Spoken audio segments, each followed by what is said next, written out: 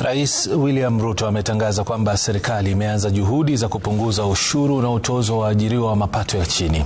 Rais ambaye aliongoza mkutano wa wagombea 12,000 wa chama cha UDA kwenye uchaguzi ujao, pia ametangaza kwamba wanakandarasi wote wa ujenzi wa barabara humu nchini watalipwa madeni yao na serikali kufikia Ijumaa wiki hii. Seth Olale ana mengi zaidi.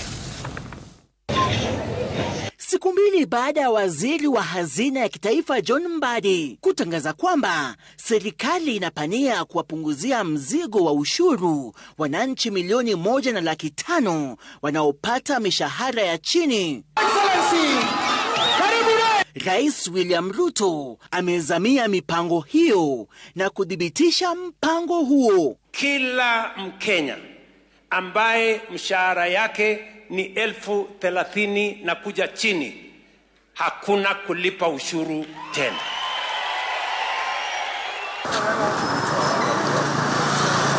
Kando na mpango huo unaolenga mabadiliko ya sheria ya ushuru, Rais Ruto ambaye alikutana na wagombea wa chama cha UDA katika ikulu ya Nairobi aliwahakikishia wanakandarasi wa miradi ya barabara ambao wangali kulipwa kuwa watalipwa pesa wanazoidai serikali kuu kabla ya wikendi hii.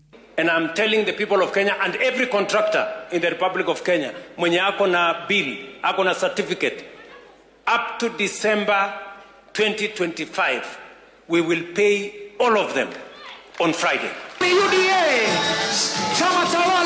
Wagombea zaidi ya 12,000 wa nyadhifa mbalimbali za uongozi wa chama cha UDA kwenye uchaguzi wa mwaka ujao walihudhuria kikao hicho, ambapo kinara wao pamoja na naibu wake Kithure Kindiki waliwakosoa viongozi wa upinzani na kudai kuwa wanaeneza ukabila na mgawanyiko miongoni mwa Wakenya badala ya kujishughulisha na maendeleo.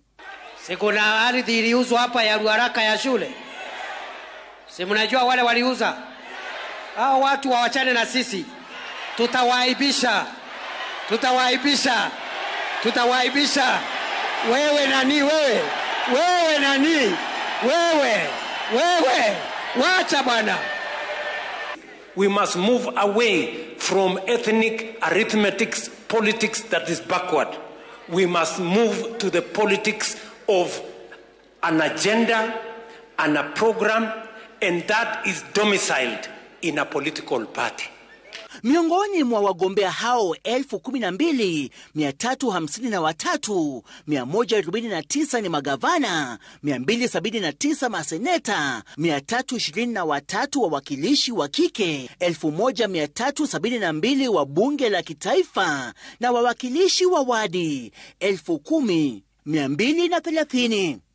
Seth Olale, runinga ya Citizen.